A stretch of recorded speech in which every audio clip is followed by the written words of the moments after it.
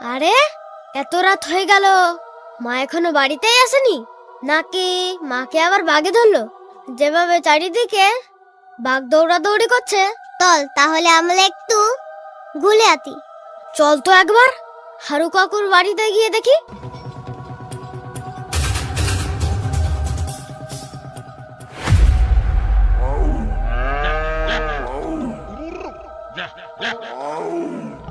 কি হলো কাকু, দাঁড়িয়ে পড়লে কেন?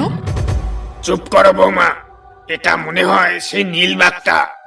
নিশ্চয়ই বেটা দক্ষিণ পাড়া থেকে কাউকে ধরে নিয়ে এসে এখানে বসেই খাচ্ছে।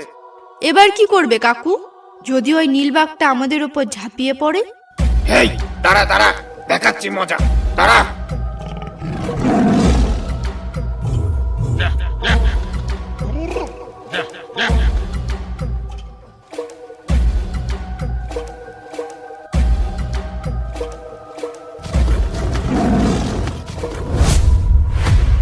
এই ধল ধল ধল ধল ধল, পালালো পালালো, তোল তোল তোল।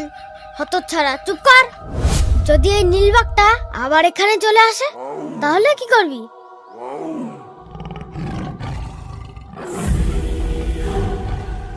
ওই তো বাঘটা এখানে আবার লেথে পড়েছে। হ্যাঁ, সে কি? ওই তো ধল ধল ধল ধল, পালালো পালালো। দেখলি বাঘটা পালিয়ে গেল, বাঘটা আমার ভয়ে পালিয়ে গেল। এই তোরা কারারে ঝোপের মধ্যে বসে বাঘের সঙ্গে মশকরা করছিস? বেরিয়ে আয় বলছি, বেরিয়ে আয়। এ কি টুলু, গুড্ডু, তোরা কোথায় ছিলি রে? আমি তোদের পাগলের মতন খুঁজে বেড়াচ্ছি এদিক সেদিক।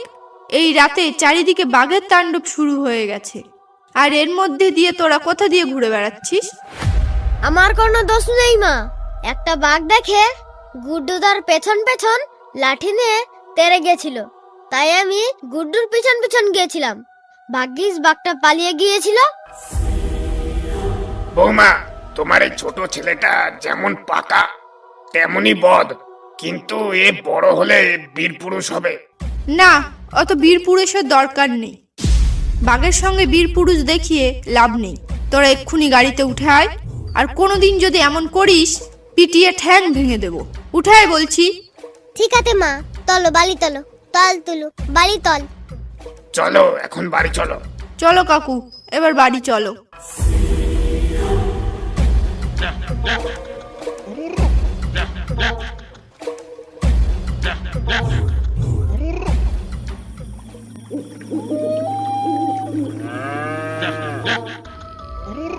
Yeah.